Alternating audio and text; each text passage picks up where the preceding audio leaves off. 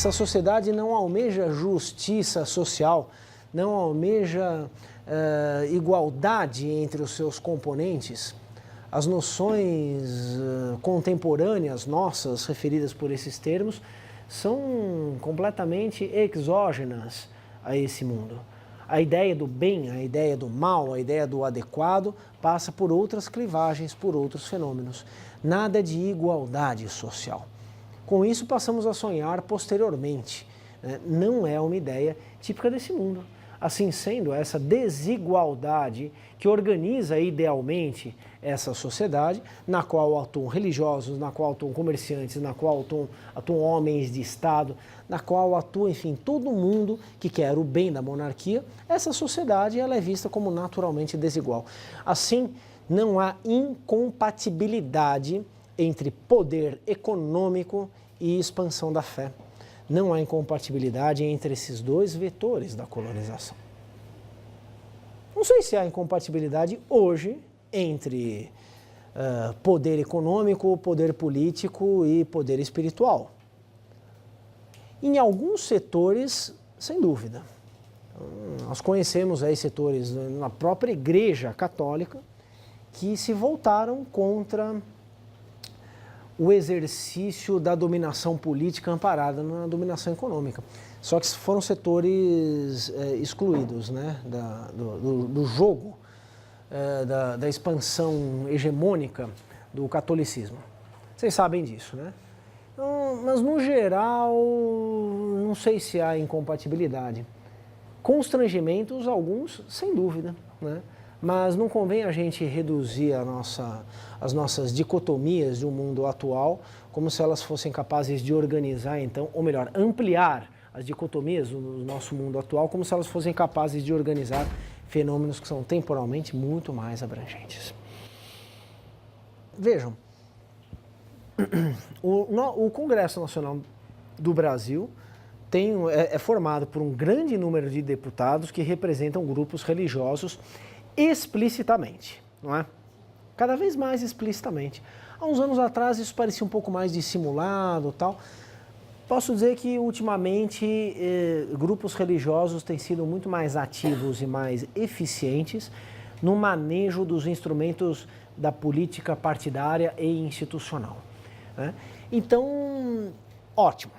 Nenhuma novidade, né? O Congresso Nacional está cheio de deputados que representam grupos religiosos. Bem, esses deputados, muitos deles,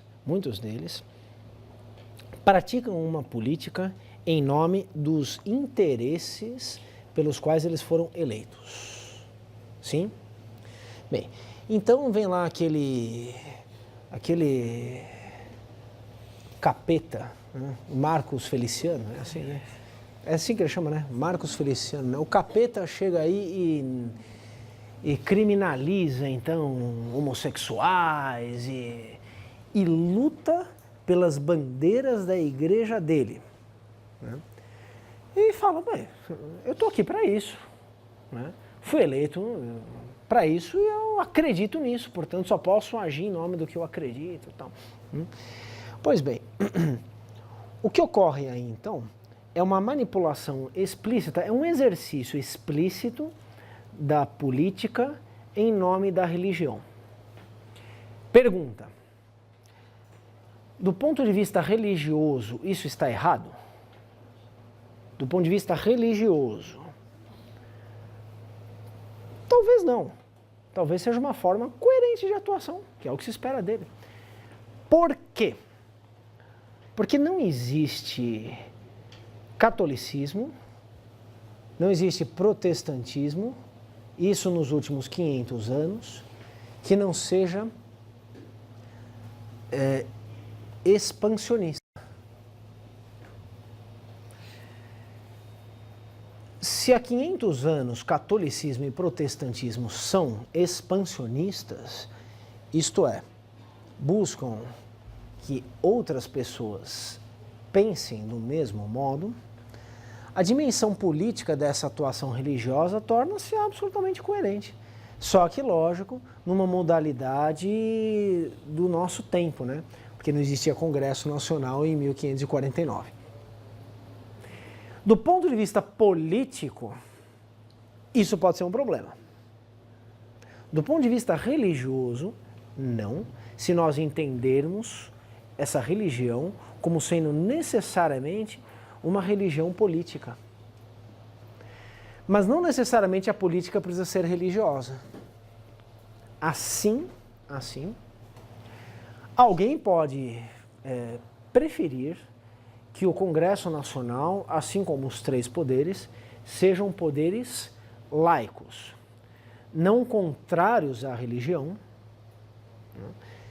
Podem até imaginar que deva ser contrário à religião. Isso ocorreu já ao longo da história em vários regimes.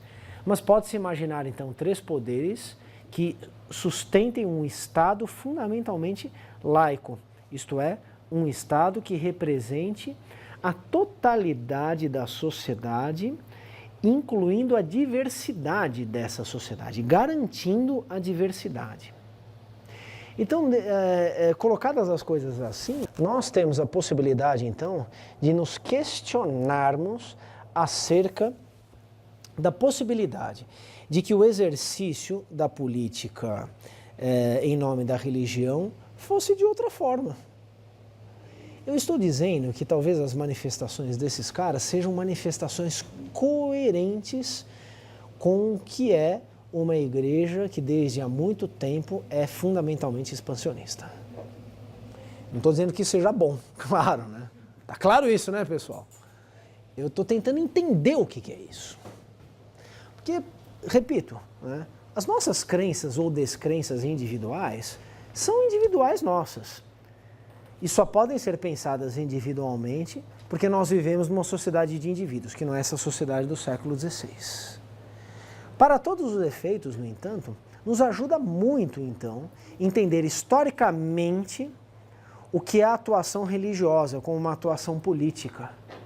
Com isso, nos surpreenderemos menos com as atuações políticas desses grupos religiosos. Entenderemos melhor, o que não significa aceitar esse tipo de manifestação, mas sim entender. A Bíblia contém um pouco de tudo.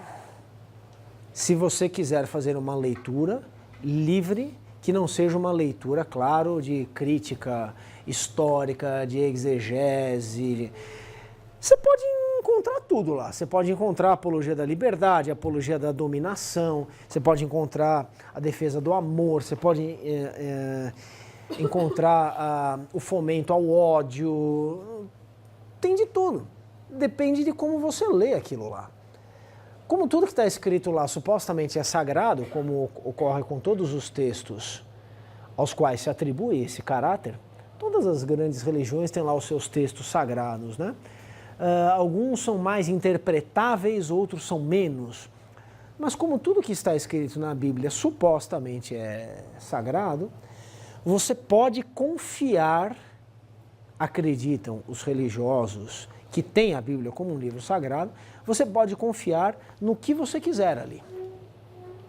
Será feita uma leitura interesseira, uma leitura pontual e não uma leitura global desse livro.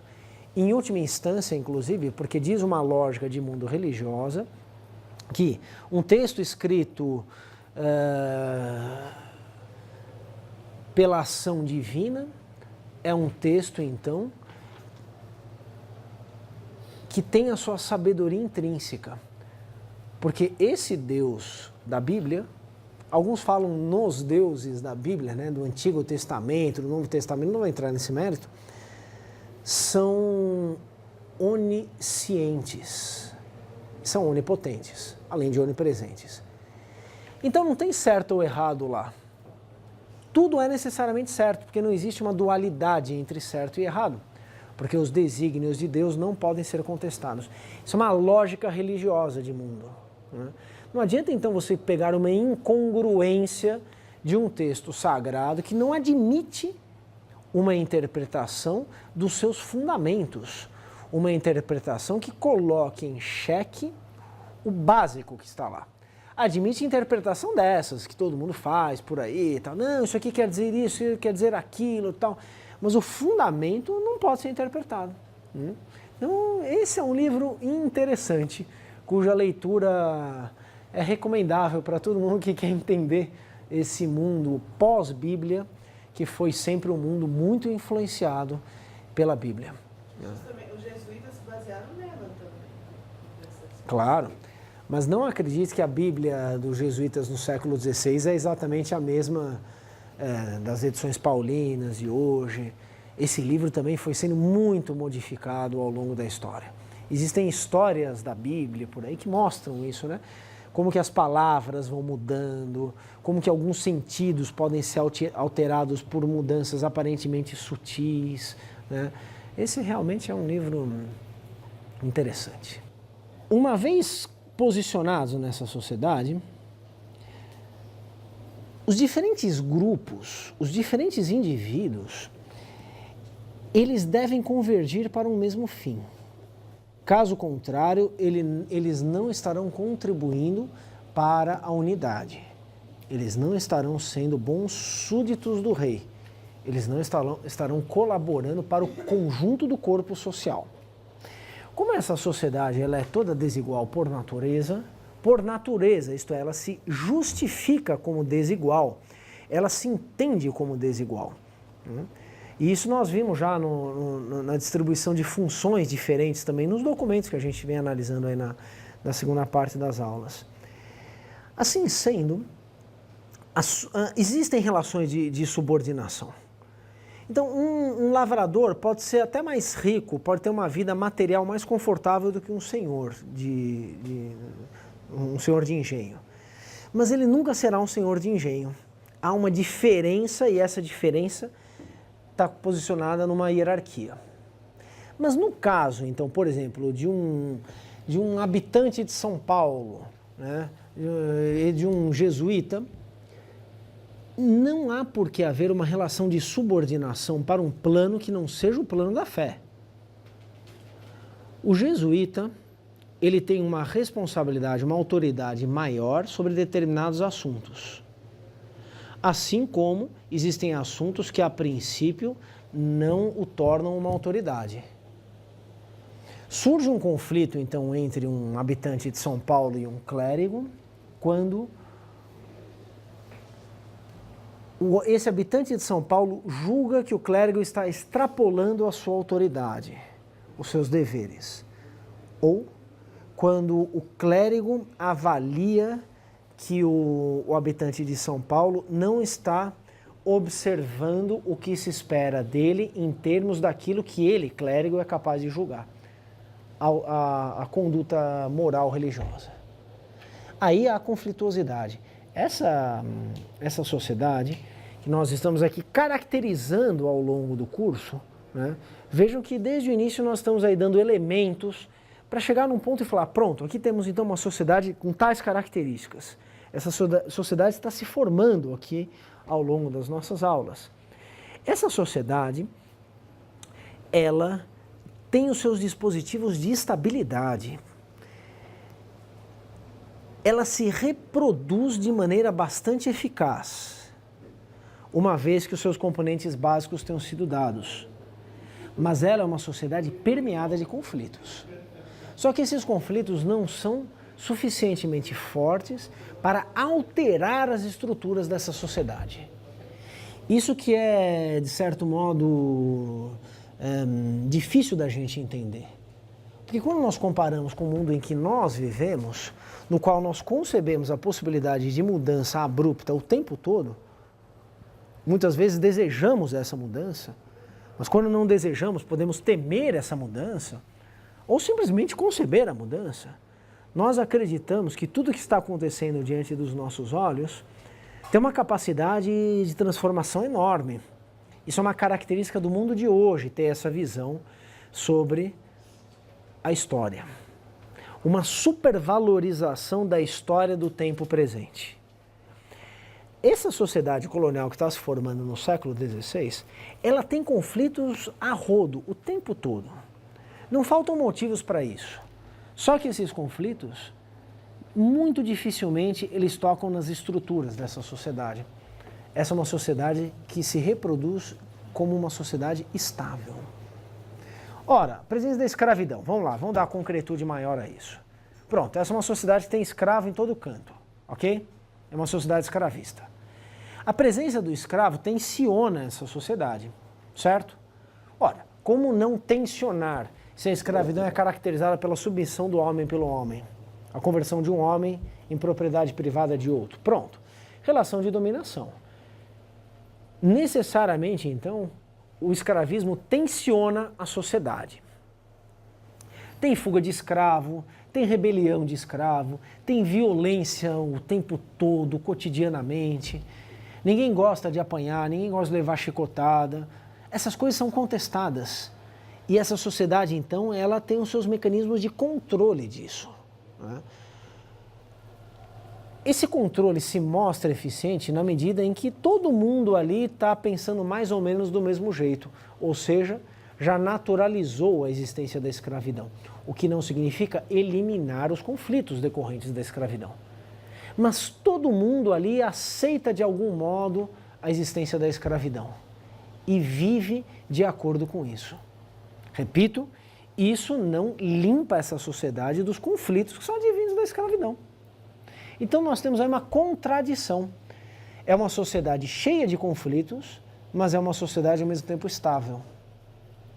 Outro dispositivo, ideologia escravista. Ideologia escravista surge como uma forma de justificativa pública da condição do escravo. Aí os padres desempenham um papel importantíssimo. Talvez o maior ideólogo do ponto de vista teológico da escravidão, Antônio Vieira, jesuíta, que era um grande jesuíta do século XVII, que era um grande político do século XVII. Então vocês leem lá os discursos do Vieira, o Vieira tenta convencer os escravos de que eles têm que ser escravos mesmo. Por quê? Porque com isso eles estão reproduzindo o martírio de Cristo, com isso, com o seu trabalho duro, eles estão purgando os pecados, porque trabalhando nas caldeiras do engenho, no fabrico do açúcar, eles estão purgando a sua alma, assim como os condenados fazem quando vão para o inferno, e assim, enfim, que eles se purificam. O Vieira falava essas coisas. Para nós isso soa um absurdo, né? A gente pode ficar de cabelos em pé, mas como assim? Sim, ideologia escravista, perfeitamente alocada na atuação da igreja.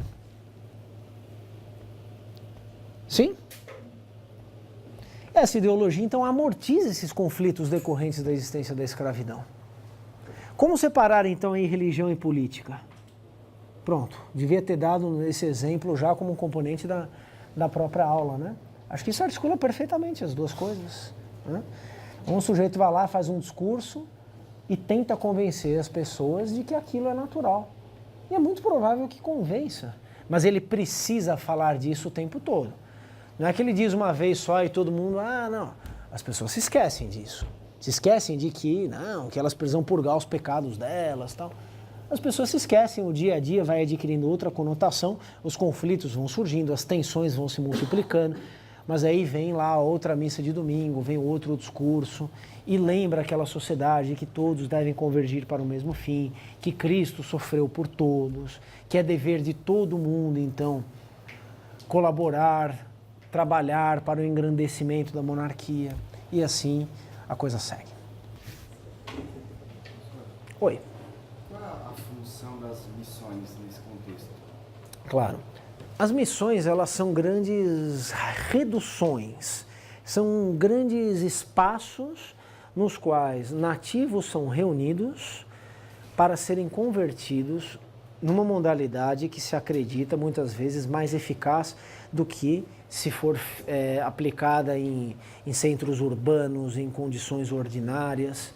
São grandes lugares, então, onde os missionários podem trabalhar a médio e a longo prazo. Então, reúnem-se esses nativos que passam a viver nesses espaços. Ali eles recebem a doutrina, ali eles trabalham, ali eles convivem, então, com essa assistência dos clérigos E com isso, acredita-se, eles serão melhor convertidos. Essa é a função das missões. Claro, ao mesmo tempo as missões exploram o trabalho dos nativos, as missões defendem o território, as missões contribuem então para o empreendimento colonial. As missões são desejadas como modalidade de colonização. Não fica restrito àqueles pontos que você falou, litorâneos. Claro, interioriza essa presença, defende esses territórios de invasões, assegura a posse e, ao mesmo tempo, claro, explora economicamente esses territórios com base na exploração do trabalho. Tudo isso continua sendo coerente. Agora, nem todo habitante de São Paulo, por exemplo, precisa aceitar isso, né? São Paulo é tradicionalmente uma região com pouca pujança econômica, é uma região que se beneficia muito pouco do tráfico negreiro, pelo menos até o século XVIII, é uma região pobre.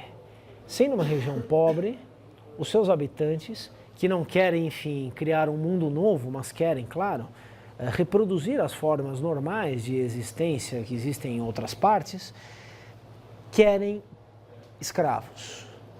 Os bandeirantes, que foram basicamente caçadores de índios, têm então nessas reduções, nesses aldeamentos, nas missões, né, tudo junto.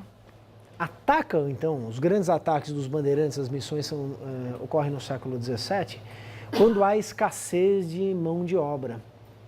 Vão lá, atacam as missões. Ah, mas aí eles estão chegando às vias de fato num conflito com agentes que deveriam ser parceiros deles da colonização. Sim, mas eu estou me referindo a um projeto ideal aqui. A realização disso passa pelas clivagens básicas da vida cotidiana. E é assim que a coisa funciona. Trabalha-se para a comunidade. O que se recebe? A conversão. A reciprocidade é dada pela crença de que há uma melhoria da condição daquele que está trabalhando, a melhoria espiritual. Sim? Eles não são obrigados a trabalhar. Ao mesmo tempo, não recebem salário pelo trabalho. Trabalham porque estão colocados numa condição de desenraizamento, estão sendo desenraizados, na medida em que perdem essas raízes, tornam-se mais dependentes daquela condição de trabalho. É difícil a gente fazer um exercício de empatia, então, eu entendo, eu acho que é um pouco isso que está surgindo aqui, e se colocar, então, na condição de um nativo, o que o faz buscar a sua conversão, ou o que o torna suscetível de aceitar essa conversão. Estamos falando basicamente de fenômenos de desenraizamento social.